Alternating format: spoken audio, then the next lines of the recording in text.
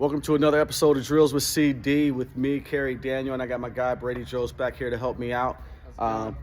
Say what's up, Brady. What's up? All right. Fun fact of the day: did you know hitters in baseball, successful hitters in baseball, will fail over 70% of the time? Fail over 70% of the time. All right.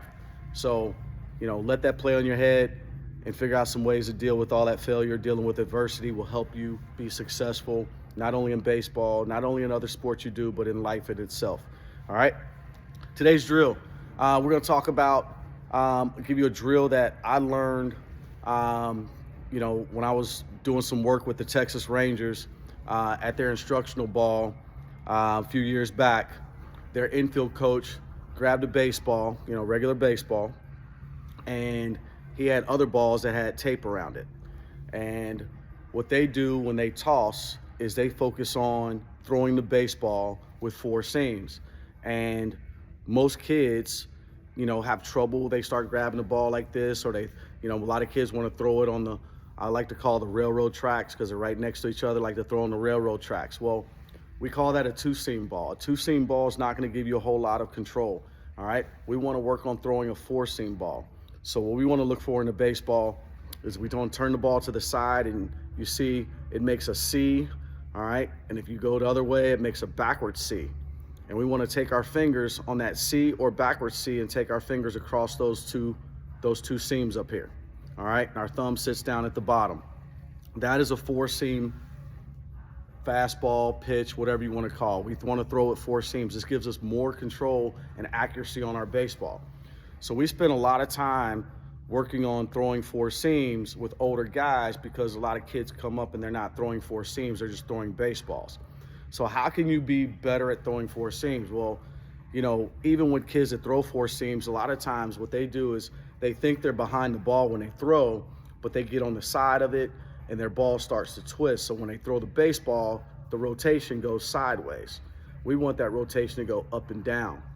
And it's hard to tell if you're doing that or not. And if you don't know what you're looking for, it's hard to know when someone's throwing it at you and not throwing it properly with four seams. So what we like to do is take some tape, and this is electrical tape. You can use duct tape, whatever you want. I would suggest one of those two because they hold better. And take that tape and take it down that four seams all the way around the baseball. So now it's all the way around the baseball. And so when I grab that baseball, I'm grabbing around the seams, and the tape is in the middle. And what I do is I'm going to throw this baseball. Now, if I throw this baseball and it's off to the side, they're going to see this black tape going off to the side. And a lot of times you see it at a tilt, like this, like the earth. We don't want that ball tilting. We want this tape going end, over top. So I'm going to take this ball and I'm going to throw it down to Brady's going to go down there. I'm going to throw the ball to Brady. All he's going to do is just let me know if I threw a tight four-seam ball or if my ball got on the side. All right, let's check it out. I'm going to try to throw this on the side. So that was no good. He said it was no good. It went sideways. You can't see this. You're not seeing the ball as it travels. All right, but understand he's watching it. So when we toss, we are absolutely playing toss together. And when I throw it to him and he sees these seams this way, he's going to give me a yes. All right, when he throws it back to me, I'll give him a yes if the seams are proper. If they're not, you don't get that yes. And what we do is we like to compete and have points. So every time you get a yes, it's really a point. It's like, hey, there's a point. And he throws it back. And I say, hey, there's a point.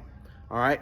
And if you got to coach younger kids or you coach even older kids, reminder, these were minor league players, out there tossing this way. And they're just compete, tossing in their warm-ups where people don't take tossing really serious. That is one of the most important parts of the game, is getting yourself prepared properly. And when I throw this ball, he gave me a yes, he gave me a tight, so I'd have a point there, all right? Now, for the more advanced guys, your high school varsity guys, maybe you got a high school JV team and you got a lot of advanced guys, an additional challenge you can add on there is what we work on is not only throwing it, can I see that ball? Not only throwing it tight with the seams, but you have to hit them in the chest.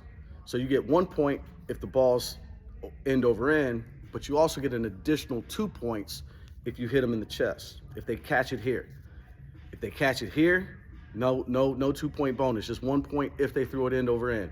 Here, only the 1 point. We're assuming it's end over end. If it's not end over end and they hit you in the chest and it's sideways, you still get no points.